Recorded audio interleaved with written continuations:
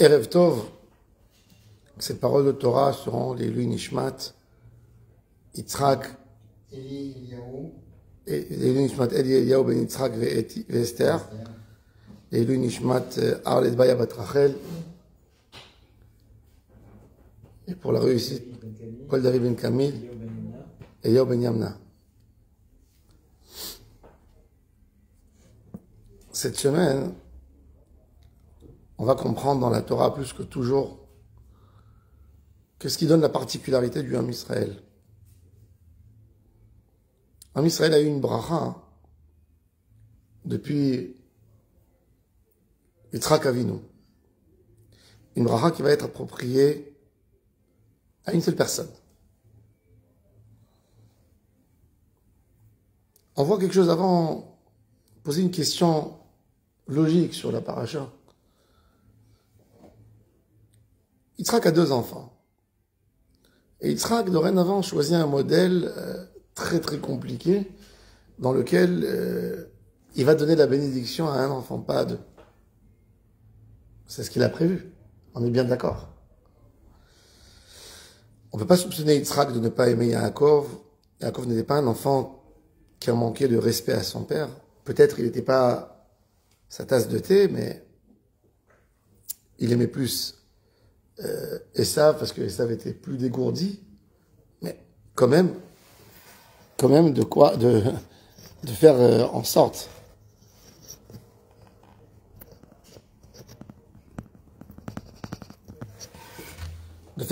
que Yaakov ne prend pas de bracha, c'est quand même difficile à accepter. Et quand l'histoire se retourne en fait, c'est Esav qui perd la bracha, puisque Yaakov s'est déguisé à Esav. Yitzhak lui dit, « Ah, mon fils, je suis désolé. J'ai donné la bracha à Yaakov. » Yitzhak ne s'énerve pas sur Yaakov qu'il a pris la bracha. Il dit d'ailleurs, « Gam Baruch, qu'il soit quand même béni, je lui enlève pas la bracha. » Et quand Esav pleure, « Papa chéri, il n'y a pas une bracha pour moi. Tu as une seule bracha, tu n'es pas capable de demander à Hachem quelque chose pour ton fils. Quand même, papa, ne me fais pas ça, ne me fais pas, il pleure. Il traque à pitié, il lui fait une bracha. Et là, dans la bracha qu'il va faire, c'est très intéressant, après je vais répondre à ça, il n'associe pas le nom d'Hachem. Et Yaakov Avinu, il a dit, Veiten lecha a Elohim mital hashamayim. Ça veut dire la bracha prévue pour l'enfant, c'était avec associé Dieu. Veiten lecha a Elohim mital hashamayim ou mishpene haaretz. Dans la bracha de Esav, il n'y a pas Hachem. Il lui dit, tal haaretz yeh moshavecha. Il n'y a pas Hachem. Tu recevras la rosée, la graisse, la beauté de la terre. Quand vous allez en Europe, vous voyez les beaux paysages, vous comprenez, c'est de bracha. Mais rien de lié avec Hachem. La question qu'il faut se poser, c'est si cette option, elle existait quand même. Pourquoi Yitzhak ne l'a pas utilisée? Dorénavant, donner 2 brachot aux 2 enfants. Celui qui mérite le plus, il aura la grande bracha, mais d'éliminer, de ne pas... À travers l'histoire de Yitzhak, on comprend qu'il faut donner la bracha à une personne. Pas à 2. Ça n'existe pas. Une bracha à 2. Il n'y a pas. De là, on comprend que la bracha, c'est pas que papa distribue de l'argent, par exemple. Non. S'il distribue de l'argent ou il laisse des terres, ça se partage, un héritage, d'une manière... équitable, plus à l'aîné. L'aîné, il a le droit d'aînesse, mais tout le monde a le droit. Si c'est un bien tout simple, que j'accorde une bracha, et oui, je peux donner à tout le monde. Une bracha, c'est, dans notre tête à nous, c'est une lumière divine. Pourquoi ne pas donner à 5, à 10 personnes? Est-ce que les Kohanim, ils trient à qui ils donnent la bracha? Comme on dit dans le langage de la Gemara, une bougie qui sert à une personne peut servir à 100 personnes. C'est quoi cette histoire?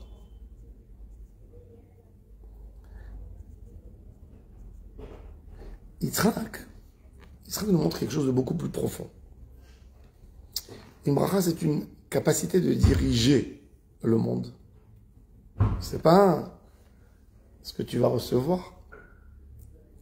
Quand on a besoin de diriger, on donne la plus grande des malédictions à une société, à une famille, à une communauté, si on leur nomme 2 leaders.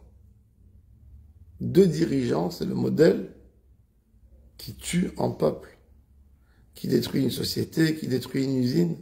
D'ailleurs, une des choses que mon cher Rabbeinu a dit à Yoshua ben Nun avant sa mort, il a dit, Yoshua, toi, tu as fait tchouva, t'es pas quelqu'un de la noblesse, parce que Yoshua était bourreau avant de faire tchouva chez Pharaon.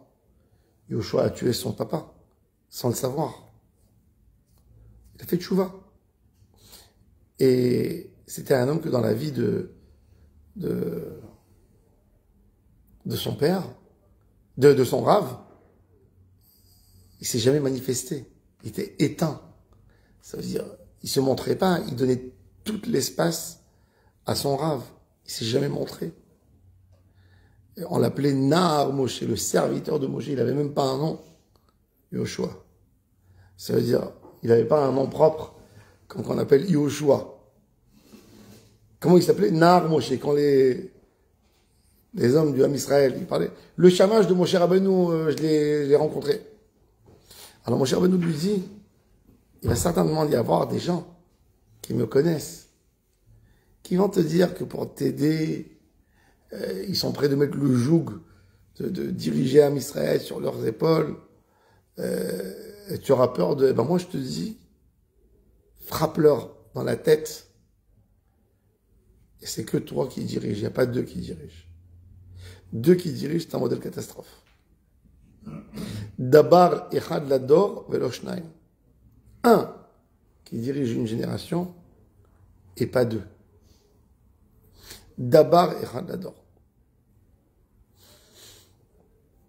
Yitzhak à l'époque, dans son analyse, il était sûr que c'est vrai, Esav n'est pas le meilleur, n'est pas le plus dégourdi, n'est pas le plus grand des tzadikim, mais il est mieux que Yaakov. Il a des meilleures capacités.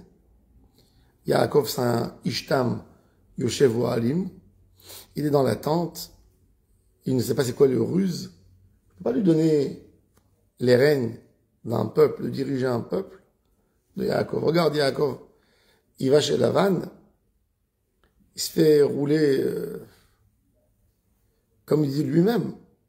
Il dit à Lavan, s'il n'y avait pas le mérite de mes parents, tu m'aurais renvoyé de chez toi sans prendre une pièce, après 22 ans.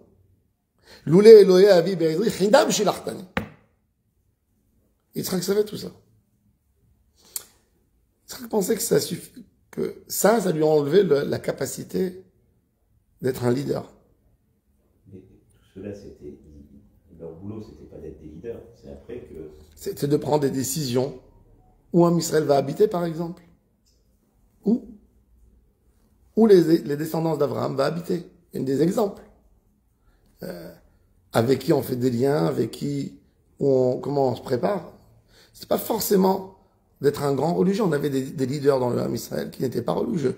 À l'époque des juges, on a eu le juge Iftar. Iftar, c'est l'exemple par excellence d'un juge idiot, point de vue religion, mais jusqu'au bout. C'est un homme qui a sacrifié sa fille. Ça veut dire, il a juré de le sacrifier. Il a juré que quand il sortira en guerre, s'il aura la victoire, la première chose qui viendra vers lui, quand il rentrera à la maison, ben, il va la sacrifier. Et quand il est venu, il était sûr, comme il était berger, et son troupeau était très attaché à lui, c'est pas une vache qui est sortie, c'est pas une janisse, c'est pas un mouton, c'est sa fille. Et quand il voit sa fille, il s'écroule, il s'évanouit, il dit, oh ma fille, tu m'as tué. Elle lui dit, pourquoi papa? Il dit, parce que je dois te sacrifier. Finalement, il sait qu'il ne peut pas sacrifier sa fille. Ben, il la ferme dans une grotte. Toutes ses copines, elles viennent, elles pleurent à côté de la grotte jusqu'au moment où la fille, elle meurt.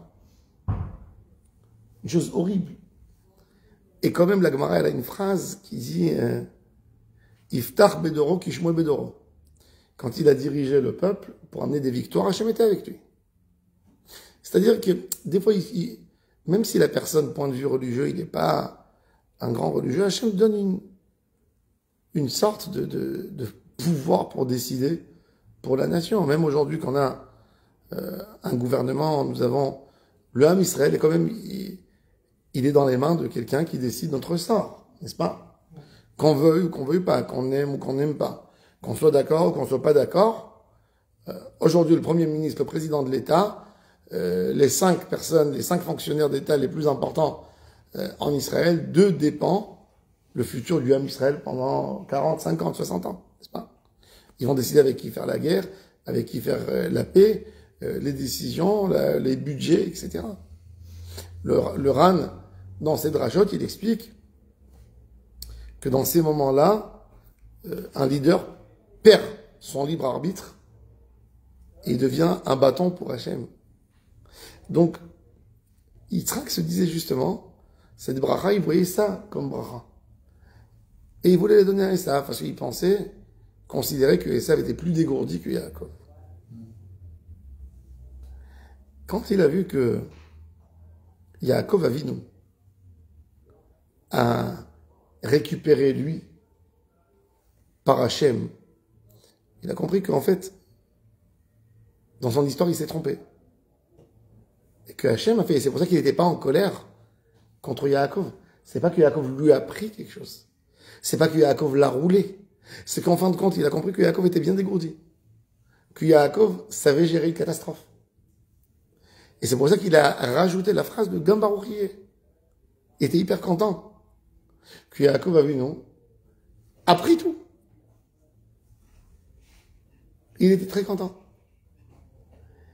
Et dans l'idée, si on veut approfondir un peu plus, quand Esav rouspète à son père, elle dit, papa, tu n'aurais pas une autre bracha pour moi? Esav, à travers ça, comprend, et Yitzhak comprend à travers ça, que Esav n'a même pas compris que la bracha était là pour diriger, était une torche pour aller devant tout le monde. Donc il lui dit, cette bracha que tu veux, je la donne. Mais c'est pas V'iten lecha Elohim, c'est pas la connexion divine avec Elohim. Tu vas avoir de l'abondance, pas de problème. Tu l'auras l'abondance.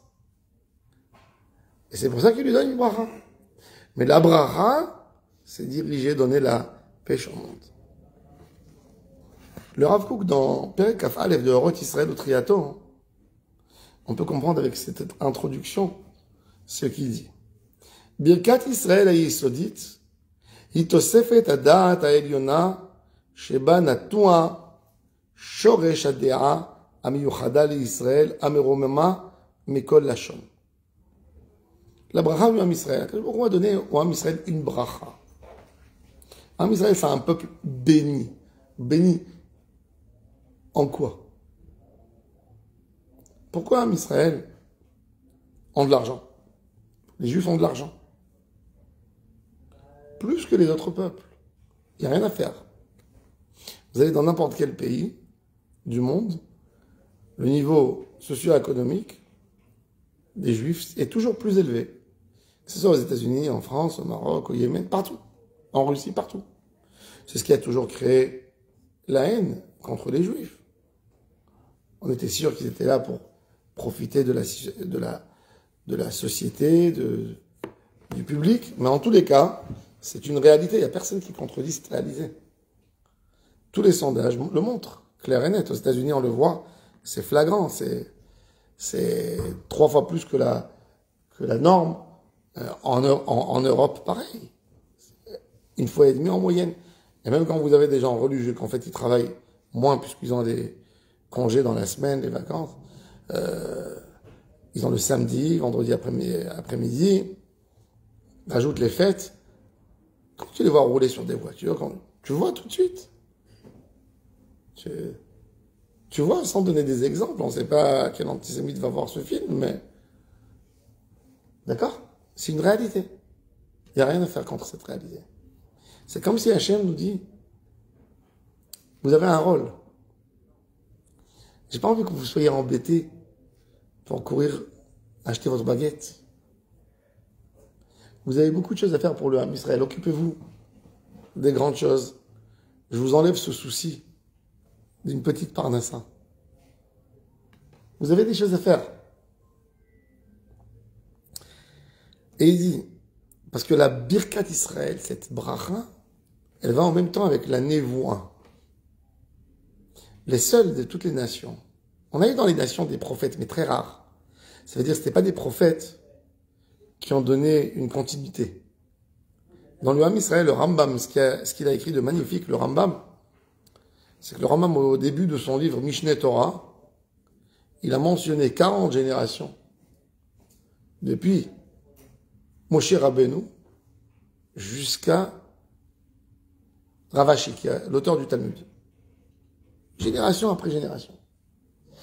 Tel Rav a donné à tel élève. Moshe était prophète, Yoshua était prophète. Les Ekenim, il y avait des prophètes parmi eux. Les Neviim, Anshek Nistagdola, après les Tanaïm. Toujours dans notre vie, c'est un parcours du leader, disons même le religieux. Je ne parle pas maintenant où on a des leaders aussi laïcs, ça a commencé dans le XXe siècle, mais toujours, ça veut dire les leaders du Ham Israël, c'était la Ruach HaKodesh qui allait ensemble. La Ruach HaKodesh avec la Torah, avec beaucoup de choses. C'est-à-dire, il y a une chokhma spéciale, il y a une manière de guider, de donner une voix au monde, qui a toujours une liaison très claire avec la divinité, avec une voix divine, avec un Ruach HaKodesh. והיא הולכת בשטף של נבואה גנוזה וממלאה לשד תללי חיים את כל נשמה שבישראל. ועומק החיים העליונים של האומה דווקא ממקור הדעת העליונה הזאת הם יונקים. Le Ham Israël ne peut pas avoir une stratégie de vivre ici selon des règles universelles. Par exemple, on a envie... Ce qui me fait rire toujours, c'est que toujours les chefs de l'État d'Israël, depuis les années 60, quand ils veulent montrer aux Goïm pourquoi il faut qu'on existe, ils essaient de convaincre l'Occident d'être avec nous, alors ils disent c'est la seule démocratie du Proche-Orient. C'est pour ça qu'on est venu ici, pour avoir l'Europe ici. L'Europe a fait faillite. L'Europe est en train d'être dévalisée de tout ce qu'il y a là, de ses biens matériels, de ses valeurs, de sa population. Sa population, c'est le pire. Elle est en train d'être dévalisée de tout cela. Et toi maintenant, tu es venu faire un modèle qui a échoué. Badouk ou Menoussé, ça veut dire, c'est prouvé. Tu veux créer avec ça le retour des enfants d'Hachem sur la terre de Sion? Qu'est-ce qu'on est en train de faire? C'est pour ça que le Rav nous dit, le Rav a expliqué déjà les idées, une idée. Qu'est-ce qu'une idée qui tient? Qui sera costaud? Il y a des choses que... Vous savez, il y a des métiers qu'avec la réalité, avec le temps, ils deviennent inutiles. Chaque année, jusqu'à maintenant, on avait à peu près 500 postes qui sont annulés. Annulés.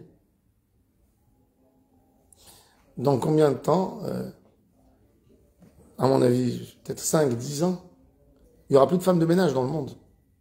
Il y aura des robots qui vont changer. C'est horrible.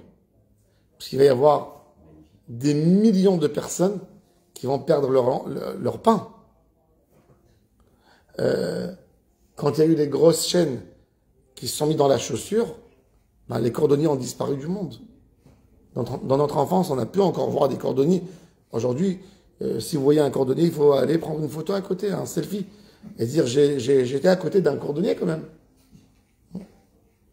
Combien de fois vous avez amené une paire de chaussures dans ces dernières années à un cordonnier qui vous arrange la chaussure? Un vitrier qui vous fait la vitre. Vous avez la fenêtre qui s'est cassée, vous l'amenez et vous mettez avec cette patte qu'il mettait. Ou ce mastic, où on a ça? Il n'y a plus.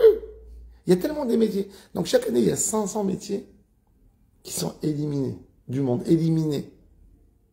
Il y a du savoir-faire qui disparaît. Mais bon, voilà, c'est la vie. C'est la vie. Et il y a d'autres métiers qui se créent. Même les idées, de cette même manière que des métiers disparaissent, on a les idées qui disparaissent. Énormément d'idées qui disparaissent. Si à l'époque, tout le monde était branché, tu voulais paraître comme un intello, tu rentrais dans un café avec une veste modeste, un grand châle, et tu disais, moi, je suis marxiste. Moi, je suis communiste. Moi, j'ai chez moi à la maison un poster de Che Guevara. Bon. Chaque moment, il a ses idées. 68. Qui c'est qui parle aujourd'hui de 68? Aujourd'hui, le wokisme. C'est à la mode. Aujourd'hui, tu dis dans les mouvements des jeunes, tu fais partie de ce groupe, même qu'il est complètement stupide, complètement idiot. Nous, on n'arrive pas à le comprendre parce qu'on a déjà passé un seuil de la vie, mais pour des jeunes, c'est l'idéal. Oui, c'est ça qu'il faut faire. Je ne peux pas les critiquer. C'est parce que c'est pas des gens mauvais à la base. Ce sont des idées, ce sont des gens qui ont grandi sur des programmes de télé, qui les ont conduits vers cette pensée. Nous, on a vu autre chose. Donc, j'aurais même pas une langue de la même manière que quand je m'assois aujourd'hui. Moi qui ai 50 ans et je discute avec un enfant qui a 14 ans, 15 ans, il s'ennuie après 5 minutes de parler avec moi.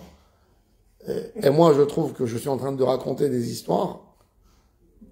Vous comprenez un peu, oui. Il n'y a rien à faire. Il n'y a rien à faire. On a besoin de créer une idée réelle, qui vit, qui marche, qui fait du bruit, qui est d'actualité jusqu'à la fin des temps. C'est pour ça que le Ham Israël Chai, dans son idée, il doit donner des solutions à tout homme jusqu'à la fin des temps. Il est obligé de s'appuyer sur la névoie, sur le lien direct avec Hachem, parce que on a des traits généraux qui peuvent servir à chacun de nous, toutes les générations. Et la preuve, c'est que nous avons beaucoup de choses. Il faut savoir qu'il y a même des mitzvot chez nous, d'accord? Que malheureusement, suite au temps et à beaucoup de choses, ils ne sont plus d'actualité. Même dans la Torah. Même dans la Torah, quand on dit que la Torah est éternelle, il y a tellement de choses aujourd'hui qu'on essaye de leur donner une autre signification. Si vous me parlez, très simple, de la loi de l'esclave. L'esclave, la bonne, la fille qui a été vendue par son père, quand elle sort, signe de puberté, pas signe de puberté, les règles de comportement entre l'homme et son esclave. Et dans la Torah, on a tiré de ça beaucoup de halachot, de l'homme avec son employé. Aujourd'hui, on a l'esclavage moderne. La définition esclave, c'est de donner à quelqu'un un travail sans lui définir le temps. De dire à quelqu'un d'après la Torah, vous avez un employé qui travaille chez vous. Vous avez une femme de ménage. Vous la voyez avec son téléphone. Vous voyez, toute la maison est propre. Voilà, un saute. Vous avez mal au cœur. Et vous avez envie de lui montrer c'est qui le patron. Et vous lui donnez un balai. Vous lui dites, sors, balaye la cour jusqu'au moment où je reviens. Vous lui avez pas dit, balayez-moi la cour. La cour, elle fait 100 mètres carrés de là à là. Vous lui avez dit, balaye jusqu'au moment où je reviens. Vous l'avez rendu esclave. Ça s'appelle avodat parer. Vous n'avez pas le droit de le faire. Quand vous faites un contrat avec quelqu'un, vous lui dites, c'est censé venir me chercher, des fois peut-être à 2 heures du matin. Quand moi je décide. Ben, vous n'avez pas le droit de faire cette...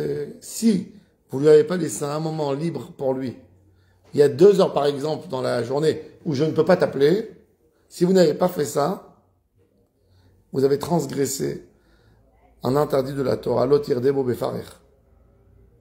Parce qu'un homme libre, c'est qu'il a un moment à lui, qu'il est propriétaire du temps, qu'il décide quoi faire et vous ne décidez pas pour lui. Le plus fin, le plus gentil, ce sont des valeurs humaines toujours. Les valeurs qui sont valables pour une génération ne sont pas valables pour l'autre. Ne sont pas valables pour l'autre. Et c'est pour ça que maintenant on a envie de revivre. Le Ham Israël a eu une renaissance. À quoi il doit s'attacher? Tout ça, le Rav explique parce que le Rav vivait au début du XXe siècle, où les peuples se réveillaient, cherchaient une signification, où le nationalisme dans le monde entier était en train de prendre force. Et les gens veulent savoir sur quoi on doit se battre, qu'est-ce qu'on doit faire. Et il nous dit comme ça.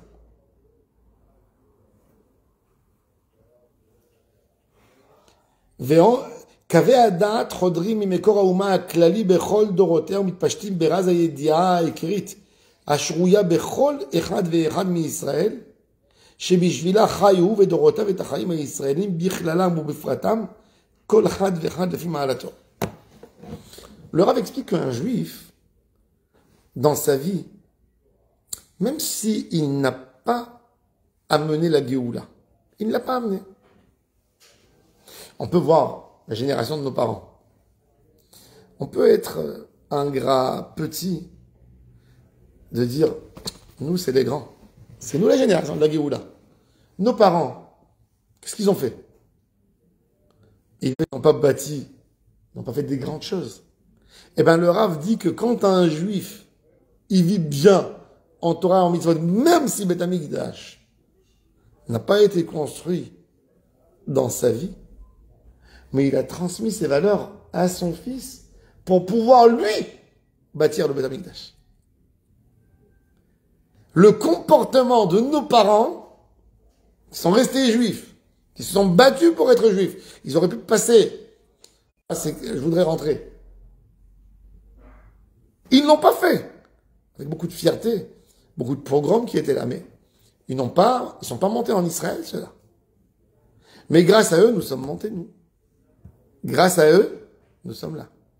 C'est-à-dire, des fois, t'as pas l'occasion de créer, mais t'as l'occasion au moins de transmettre ce secret Dieu Israël que tu as dans ta main à ton fils. Et lui, il fera avec. Eh ben, dans le moment de la grandeur, c'est toi qui as bâti, c'est toi qui as donné, c'est toi qui as transmis. Et ça, c'est-à-dire qu'un juif, en réalité, il vit pas pour lui-même.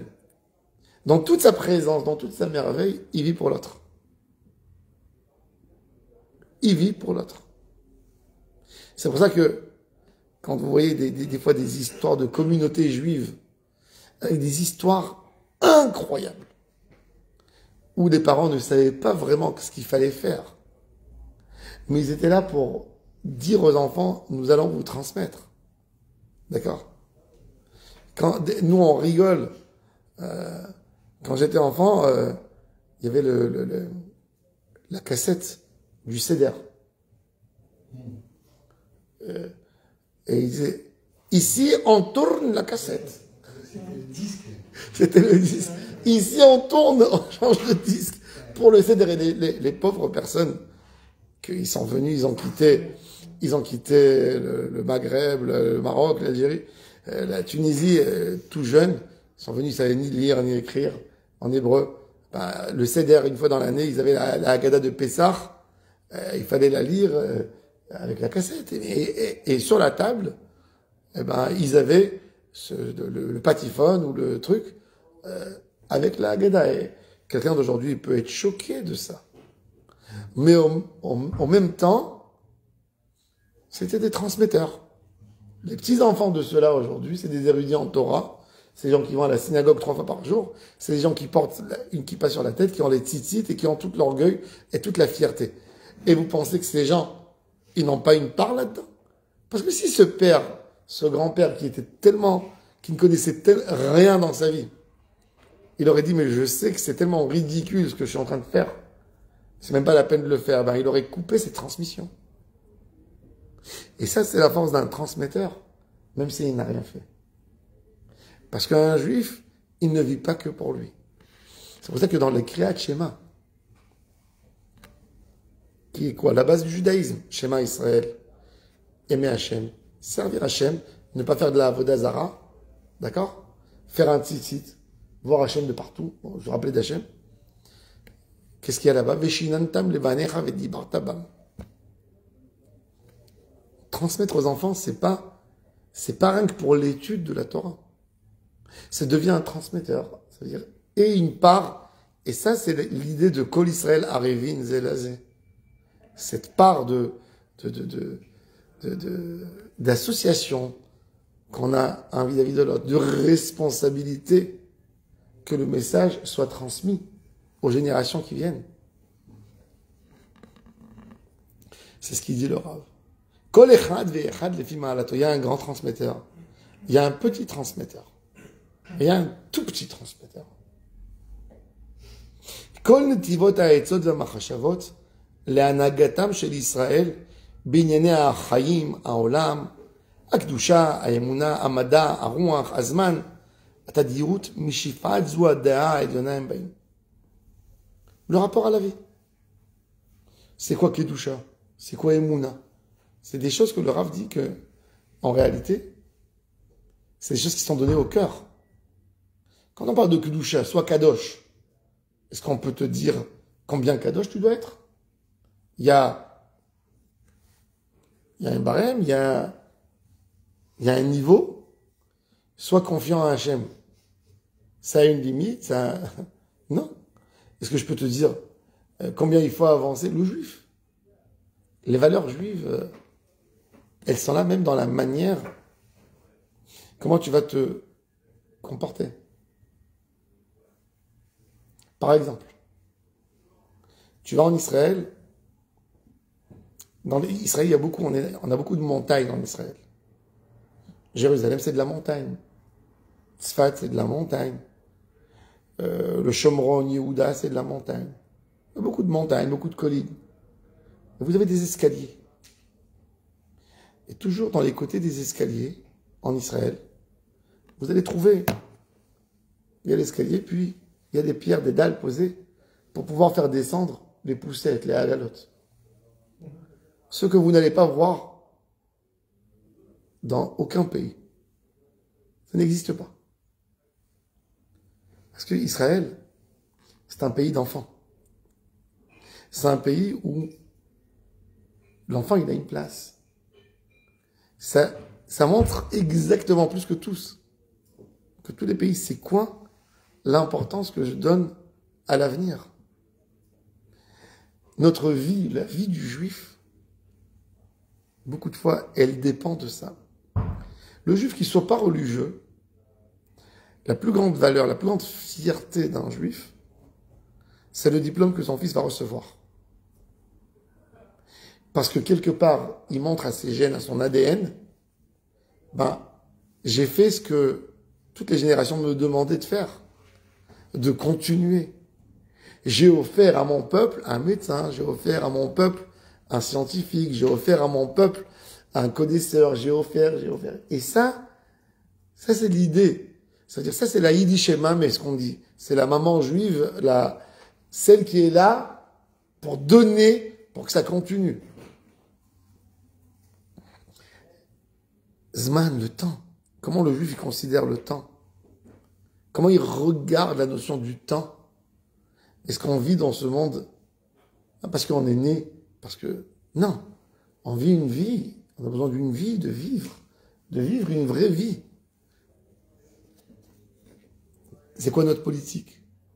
כל חילוקי הדעות והמחשבות השונות, פלגים מחולקים בחדרים שונים הם של הדעת העליונה הזאת. Le Rav nous dit avec tout ça, on a le droit d'avoir droite, gauche, centre dans le Ham Israël. Il dit même dans la Torah, Beit Shammai et Beit Hillel, c'est le débat, c'est un débat, oui. Parce que même Beit Shammai et Beit Hillel, c'est des chemins, comment gérer justement cette voie divine. La voie divine, quand elle parle, c'est vrai qu'on doit être dirigé par un leader, et c'est pour ça que c'est très important dans le judaïsme de trancher la halakha.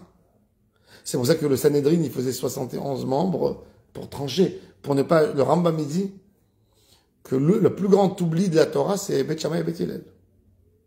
Il est critique.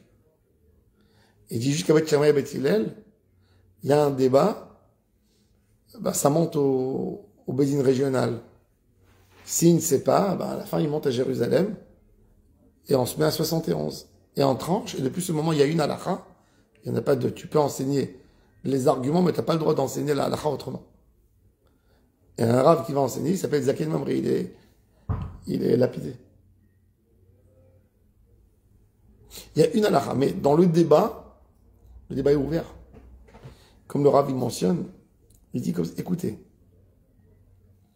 il dit, vous savez, dans les sphères, quand on parle des sphères, on a le Keter. Le Keter, c'est en haut. C'est la racine de la lumière du Tzimtzum. Mais de cette même racine, on a côté droit et on a côté gauche. Rigueur, miséricorde. Est-ce qu'il y a quelque chose qui peut contredire la rigueur plus que la miséricorde? Est-ce qu'il y a quelque chose qui peut contredire la miséricorde plus que la rigueur?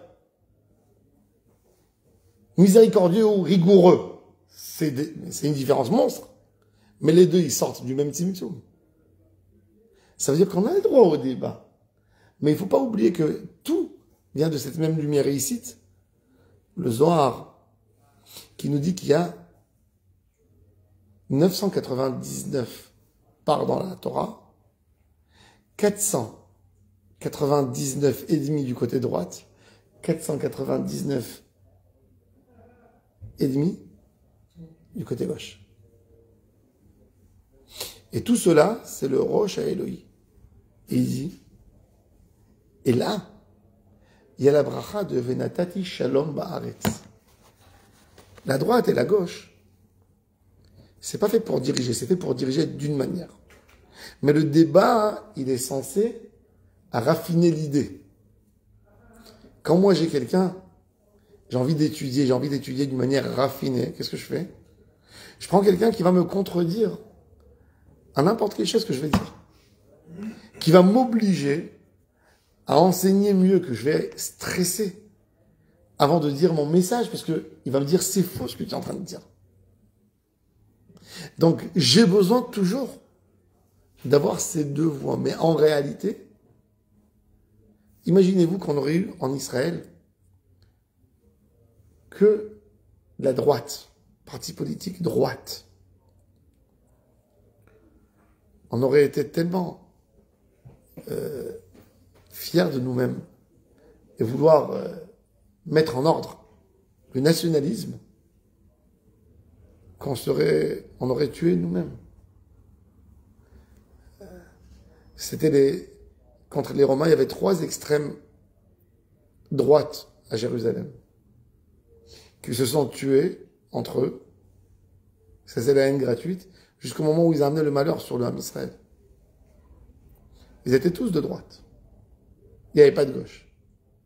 Il y avait un seul rabbin qui était gaucho. C'était Rabban Yochanan ben Zakkai, qui a dit qu'il fallait aller discuter avec Rome. Et qui s'est montré comme un mort. Mais c'était le seul à Jérusalem, vous savez ce que ça veut dire. Mais il y avait 3 clans, si vous lisez Josephus Flavius, vous comprenez un peu l'histoire. Vous comprenez quelle est la place du débat dans la société. Chez les goïms, gauche et droite, c'est 2 chemins de vie deux chemins de vie. Être un socialiste ou être un nationaliste. Ce sont deux manières différentes, ce sont deux manières de vivre. Dans le Ham Israël, c'est pas du tout ça. Regardez les guerres. Comment elles se sont passées, les guerres mondiales en Europe. La guerre mondiale en France, elle n'a pas uni entre la droite et la gauche. Non. Dans la guerre entre 39 et 45, il y avait le clan de Pétain et les autres. Et dans ceux-là, il y avait la droite et la gauche qui se dénonçaient, qui allaient annoncer aux nazis où se trouvent les résistants. Regardez le 7 octobre, comment il a uni l'extrême droite avec l'extrême gauche en Israël. Pourquoi? Parce que le Rav Kook explique que le débat dans le Ham Israël, c'est la partie droite du cerveau avec la partie gauche du cerveau qui essaye de créer un débat pour raffiner le message. Le Emet d'Hachem, il est un. Le débat, c'est pour l'améliorer. C'est pour mieux comprendre. C'est pour être sûr de ce que je suis en train de dire. Mais dans tous les cas, toute cette force du Ham Israël, elle ne peut réussir que quand elle est liée à la source de spiritualité qui vient d'Abraham Avinu et qui traverse toute l'époque de la névoie. Sans ça, on peut pas. Et quand on comprend ça, on comprend en réalité à quel point Israël est forte. On comprend à quel point l'idée israélienne est forte. Quand on parle de Moussar HaNevi'im, on comprend à quel point on est fort. Prenez aujourd'hui le pays le plus fort du monde, les États-Unis. Les États-Unis, c'est le rêve de 2/3 de la population mondiale. Leur rêve, c'est d'aller habiter aux États-Unis. C'est l'Eldorado, c'est le pays où on a trouvé de l'or. C'est le pays où on entend des succès incroyables des migrants, de fils d'émigrants qui deviennent des milliardaires. Et l'Amérique, elle fait tout en grande merveille, avec beaucoup de médias, beaucoup de bruit. Mais le jour où l'argent du monde passera en Chine ou dans d'autres pays grands qui ont une capacité de recevoir beaucoup de monde, ben l'Amérique ne vaudra plus un rond. Un rond. Parce qu'elle n'a aucune valeur de divinité. Elle n'a rien de spécial. Elle a copié les valeurs européennes. Elle a essayé de les mettre, de les réaliser mieux que l'Europe, qui se cache de ses vraies valeurs, qui se voile la face et qui lutte pas pour des vraies valeurs. Alors elle essaie, mais quand même, toutes ces valeurs, ce sont des valeurs de Édom. Toutes ces valeurs, c'est des valeurs pleines d'ego. Quand vous regardez la lutte aux États-Unis pour avoir le droit de vendre des armes. Après autant de massacres qu'on fait dans des écoles et qu'on tue des élèves innocents, mais c'est dingue. La Gemara nous dit qu'on n'a pas le droit à l'époque, ils n'avaient pas le droit les Juifs de mettre les sandales romaines, parce qu'il y avait des clous en bas. Pourquoi? Parce qu'une fois ils sont sortis d'une synagogue, parce qu'il y avait un problème, ils devaient se sauver, et ils ont écrasé les uns les autres, et il y a eu quelques morts. Alors le Sanhédrin, ce qu'il a fait, il a interdit à un juif, un individu chez lui, de se fabriquer une paire de chaussures comme ça avec les clous, et de marcher avec, pour ne pas arriver à ce danger. Et vous avez une nation qui a 150 millions de carabines et de pistolets qui tournent aux États-Unis. Les deux pays les plus armés du monde, c'est le Yémen et les États-Unis. Vous voyez des Yéménites tous avec des couteaux comme ça, les Houthis. Les Américains, c'est pareil. C'est un enfer. C'est-à-dire le jour où le pouvoir il tombera là-bas, ce sera le vrai Far West. Ce sera le plus grand des dangers. Les gens ils vont entrer dans les magasins avec des pistolets. Il n'y a pas à ce point. Pas à ce point, mais on est moins grand que les Non, mais il y a, non. Aux États-Unis, vous pouvez acheter, vous n'avez pas, ici en Israël, vous devez aller passer un psychologue, Vous ne pouvez pas prendre comme ça un pistolet. Aux États-Unis, vous avez 18 ans, vous n'avez pas besoin de montrer rien du tout. Vous allez vous entraîner deux cours de tir, vous allez au magasin, vous achetez 1, 2, 3, 4, 5, 6. Comme ça, vous pouvez acheter plus qu'une arme. Non. On n'accorde que des. Ça nous montre, et même sur ça, c'est vrai. Il n'y a quasiment jamais eu de problème. Il n'y a jamais eu. Mais même avec ça, je vous dis, même en Israël, c'est dangereux. C'est vrai. Même ça. Pour moi, c'est une extrême. Je suis pas d'accord avec ça. Chacun peut avoir. Je suis pas d'accord. C'est vrai, il peut y avoir des catastrophes. Mais aux États-Unis, on le voit. Je parle pas de ça. Je parle que des valeurs américaines, c'est la valeur d'avoir une arme. C'est l'autorisation d'avoir une arme. Et tu vas pas me l'empêcher. Ça devient une valeur. C'est le lobby le plus fort aux États-Unis. C'est le lobby des porteurs d'armes. C'est le lobby le plus important. Vous pouvez pas vous imaginer. Ça montre à quel point ce pays il est naze. À quel point le pays il est faible. À quel point ils n'ont aucune valeur dans leur vie. Et ça nous montre la force du Ham Israël. La force. La moralité du Ham Israël. Nous, on est en train de se disputer entre nous, de se tirer les cheveux parce que il y a un soldat qui a frappé un terroriste palestinien. Oui, moi je suis fier de ça. Peu importe, après, on prendra nos décisions. Mais le débat, il faut qu'il existe.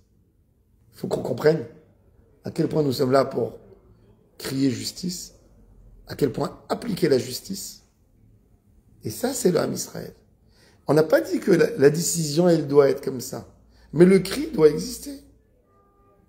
Oui, c'est le débat, comme il explique le Rav Kook, côté droit du cerveau avec le côté gauche du cerveau. À la fin, c'est le shalom. Parce que ça va trancher, ça va amener vers une voie, mais ça va raffiner. On sera plus sûr de notre opinion. Ça, c'est le vrai débat comme il doit être pour préparer vraiment une installation juive. Qu'on s'installe ici et qu'on bouge plus d'ici, qui va créer nos vraies valeurs. Baruch Adonai L'Olam, Amen. D'accord.